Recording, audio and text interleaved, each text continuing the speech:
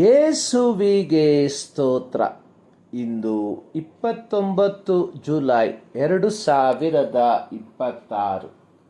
ಎಲ್ಲರಿಗೂ ಶುಭೋದಯ. ಈ ದಿನದ ಧ್ಯಾನ ಭಾಗ ಇಬ್ರಿಯರಿಗೆ ಬರೆದ ಪತ್ರಿಕೆ 8ನೇ ಅಧ್ಯಾಯ 2ನೇ ವಾಕ್ಯ. ಈತನು ಪವಿತ್ರ ಸ್ಥಾನದಲ್ಲಿ, ಅಂದರೆ ಮನುಷ್ಯರು ಹಾಕದೆ ಕರ್ತನೆ ಹಾಕಿದ ನಿಜವಾದ ದೇವದರ್ಶನ ಗುಡಾರದಲ್ಲಿ ಯಾಜಕೋದ್ಯೋಗ ನಡೆಸುವವನಾಗಿದ್ದಾನೆ. ಯೆಹೋವನು ಇಸ್ರಾಯೇಲ್ಯರನ್ನು ಐಗುಪ್ತದ ದಾಸತ್ವದಿಂದ ಬಿಡಿಸಿ ವಾಗ್ದತ್ತ ಕಾನಾನಿಗೆ ನಡೆಸುವ ಮಾರ್ಗ ಮಧ್ಯೆ ಮೋಶೆಗೆ ಹೇಳಿದ್ದು, ನಾನು ನಿಮ್ಮ ಮಧ್ಯದಲ್ಲಿ ವಾಸಿಸುವುದಕ್ಕೆ ನನಗೆ ಒಂದು ದೇವಸ್ಥಾನವನ್ನು ಕಟ್ಟಿಸಬೇಕು. ನಾನು ನಿನಗೆ ತೋರಿಸುವ ಮಾದರಿಯ ಪ್ರಕಾರವೇ ಗೂಡಾರವನ್ನು ಅದರಲ್ಲಿರುವ ಎಲ್ಲ ಸಾಮಾನುಗಳನ್ನು ಮಾಡಿಸಬೇಕು. ವಿಮೋಚನಕಾಂಡ 25:8-9 ವಾಕ್ಯ. ವಿಮೋಚನಕಾಂಡ 35ನೇ ಅಧ್ಯಾಯದ 4-29 ವಾಕ್ಯಗಳಲ್ಲಿ ಇಸ್ರಾಯೇಲ್ಯರು ಗುಡಾರವನ್ನು ಅದರಲ್ಲಿರುವ ಸಾಮಾನುಗಳನ್ನು ಮಾಡುವುದಕ್ಕೆ ಬೇಕಾದ ಪದಾರ್ಥಗಳನ್ನು ಕಾಣಿಕೆಯಾಗಿ ತಂದುಕೊಟ್ಟರು. ಯೆಹೋವನು ಯೆಹೂದ ಕುಲದವನಾದ ಊರನ ಮೊಮ್ಮಗನೂ ಊರಿಯನ ಮಗನೂ ಆದ ಬೆಚಲೇಲನೆಂಬುವವನಿಗೂ ದಾನ್ ಕುಲದವನಾದ ಐಸೆಮಾಕನ ಮಗನಾದ ಒಹೋಲಿಯಾಬನಿಗೆ ದಿವ್ಯಾತ್ಮವನ್ನು ಕೊಟ್ಟು ಬೇಕಾದ ಜ್ಞಾನ ವಿದ್ಯಾ ವಿವೇಕಗಳನ್ನು ಸಕಲ ಶಿಲ್ಪಶಾಸ್ತ್ರ ಜ್ಞಾನವನ್ನು ಅನುಗ್ರಹಿಸಿದ್ದರಿಂದ ಅವರು ಆ ಕೆಲಸವನ್ನೆಲ್ಲ ಮಾಡಿದರು. ಅವರು ಮಾಡಿದ ಕೆಲಸವನ್ನು ಮೋಶೆ ಪರೀಕ್ಷಿಸಲಾಗಿ ಯೆಹೋವನ ಅಪ್ಪಣೆಯಂತೆಯೇ ಅವರು ಎಲ್ಲವನ್ನೂ ಮಾಡಿ ಮುಗಿಸಿದರೆಂದು ತಿಳುಕೊಂಡು ಅವರನ್ನು ಆಶೀರ್ವದಿಸಿದನು. ಅಂದರೆ ಯೆಹೋವನು ಇಸ್ರಾಯೇಲ್ಯರಿಗೆ ಅಕ್ಷರಿಕವಾದ ದೇವದರ್ಶನ ಗುಡಾರವನ್ನು ಅವರ ಕೈಯಿಂದಲೇ ಮಾಡಿಸಿ, ಆ ದೇವದರ್ಶನ ಗುಡಾರದಲ್ಲೇ ಯಾಜಕರು ಯಾಜಕೋದ್ಯೋಗವನ್ನು ನಡೆಸುವವರಾಗಬೇಕೆಂದು ಆಜ್ಞಾಪಿಸಿದನು. ಯೆಹೋವನು ಮೋಶೆಯ ಮುಖಾಂತರ ಇಸ್ರಾಯೇಲರಿಗೆ ಕೊಟ್ಟಂತಹ ಒಂದು ನಿಯಮ ಅನ್ನುವಂಥದ್ದು, ನೀವು ಕಂಡ ಸ್ಥಳಗಳಲ್ಲಿ ಸರ್ವಾಂಗ ಹೋಮಗಳನ್ನು ಸಮರ್ಪಿಸಬಾರದು. ಯೆಹೋವನು ಆದುಕೊಳ್ಳುವ ಸ್ಥಳದಲ್ಲೇ ನಿಮ್ಮ ಸರ್ವಾಂಗ ಹೋಮಗಳನ್ನು ಸಮರ್ಪಿಸಬೇಕು. ಅಲ್ಲಿಯೇ ತಾನು ಆಜ್ಞಾಪಿಸಿದ ಎಲ್ಲ ಆಚಾರಗಳನ್ನು ನಡೆಸಬೇಕು. ಧರ್ಮೋಪದೇಶ ಕಾಂಡ 12, 13, 14 ವಾಕ್ಯ. ಯಾರಾದರೂ ಹೋರಿಯನ್ನಾಗಲಿ ಕುರಿಯನ್ನಾಗಲಿ ಆಡನ್ನಾಗಲಿ ಯೆಹೋವನಿಗೆ ಸಮರ್ಪಿಸುವುದಕ್ಕಾಗಿ ಕೊಯ್ಯುವಾಗ ಆತನ ಗುಡಾರದ ಬಾಗಿಲಿಗೆ ತಾರದೆ ಪಾಳೆಯದ ಒಳಗಾಗಲಿ ಹೊರಗಾಗಲಿ ಕೊಯ್ದರೆ ಅವನನ್ನು ಕೊಲೆಪಾತಕನೆಂದು ನೀವು ನಿರ್ಣಯಿಸಬೇಕು.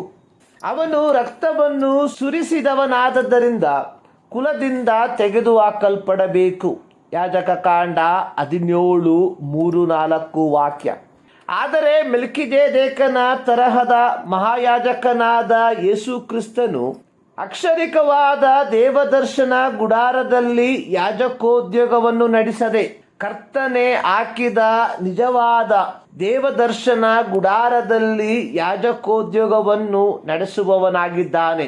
ಯೆಹೋವನ ಅಪ್ಪಣೆಯ ಮೇರೆಗೆ ಮೋಶೆ ಕಟ್ಟಿದ ದೇವಾಲಯವು, ದೇವದರ್ಶನ ಗುಡಾರವು, ಅದರ ಪರಿಕರಗಳು ಕೇವಲ ಪ್ರತಿಕೃತಿಗಳಾಗಿದ್ದು ಅವು ಮನುಷ್ಯ ನಿರ್ಮಿತವಾಗಿತ್ತು.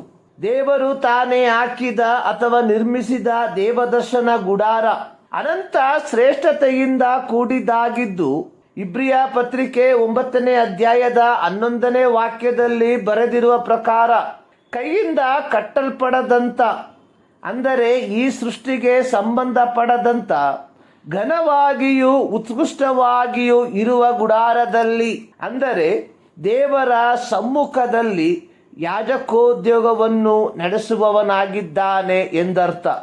ಮನುಷ್ಯ ನಿರ್ಮಿತ ದೇವಾಲಯಗಳು ಧ್ವಂಸಪಡಿಸಲ್ಪಟ್ಟಿತು. ದಾವೀದನ ಕಾಲದಲ್ಲಿ ದೇವದರ್ಶನ ಗುಡಾರವು ನಾರಿನ ಬಟ್ಟೆಯ ಮನೆಯಲ್ಲಿ ಇರಲಾಗಿ ದಾವೀದನು ಆಲಯವನ್ನ ಕಟ್ಟುವುದಕ್ಕೆ ತೀರ್ಮಾನಿಸಿದನು. ಆದರೆ ಯೆಹೋವನು ಅನುಮತಿಸದೆ ಅವನ ಮಗನಾದ ಸೊಲೊಮೋನನು ಯೆಹೋವನಿಗೋಸ್ಕರ ದೇವಾಲಯವನ್ನು ಕಟ್ಟಿದನು.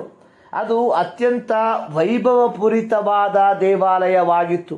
ಕ್ರಿಸ್ತಪೂರ್ವ 757ರಲ್ಲಿ ಸೊಲೊಮೋನನು ಕಟ್ಟಿದ ದೇವಾಲಯ ಕ್ರಿಸ್ತಪೂರ್ವ 586ರಲ್ಲಿ ಬಾಬೇಲಿನ ಅರಸನಾದ ನೆಬೂಕದ್ನೆಚ್ಚರನ ಸೇವಕನು ಕಾವಲು ದಂಡಿನ ಅಧಿಪತಿಯೂ ಆಗಿದ್ದ ನೆಬೂಜರದಾನನು ಯೆಹೋವನ ಆಲಯವನ್ನು ಅರಮನೆಯನ್ನು ಸುಟ್ಟು ಬಿಟ್ಟನು.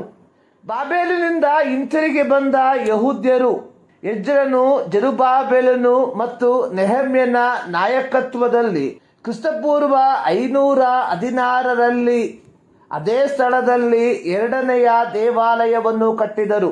ಇದೇ ದೇವಾಲಯವನ್ನು ಕ್ರಿಸ್ತಪೂರ್ವ 20ರಲ್ಲಿ ಹೆರೋದನು ಆ ಆಲಯವನ್ನು ನವೀಕರಿಸಿ ಪ್ರಾಚೀನ ಜಗತ್ತಿನ ಅದ್ಭುತಗಳಲ್ಲಿ ಒಂದಾಗಿ ಈ ದೇವಾಲಯವನ್ನು ಮಾರ್ಪಡಿಸಿದನು. ಆದರೆ AD 66ರಲ್ಲಿ ರೋಮನ್ನರು ಯೆರೂಸಲೇಮ್ ಪಟ್ಟಣಕ್ಕೆ ಮುತ್ತಿಗೆ ಹಾಕಿ AD 70ರಲ್ಲಿ ಯೆರೂಸಲೇಮ್ ದೇವಾಲಯವನ್ನು ಬೆಂಕಿಯಿಂದ ಸುಟ್ಟು ಬಿಟ್ಟರು. ಉಳಿದ ಭಾಗಗಳನ್ನು ಧ್ವಂಸ ಮಾಡಿಬಿಟ್ಟರು. ಯೇಸು ಕ್ರಿಸ್ತನ ಆಗಮನದ ಉದ್ದೇಶವು ಮನುಷ್ಯ ನಿರ್ಮಿತ ದೇವಾಲಯಗಳಲ್ಲಿ ಯಾಜಕೋದ್ಯೋಗವನ್ನು ನಡೆಸುವಂಥದ್ದಲ್ಲ. ಬದಲಿಗೆ ದೇವರಿಂದ ದೂರ ಹೋದ ಮನುಕುಲವನ್ನು ದೇವರೊಂದಿಗೆ ಸಂಧಾನಪಡಿಸುವುದಕ್ಕಾಗಿ ಒಂದೇ ಸಾರಿ ದೇಹ ಸಮರ್ಪಣೆ ಮಾಡಿ ನಿತ್ಯ ವಿಮೋಚನೆಯನ್ನು ಸಂಪಾದಿಸಿ ಮನುಕುಲವನ್ನು ಅವರ ಪಾಪಗಳಿಂದ ಬಿಡಿಸುವುದಾಗಿತ್ತು.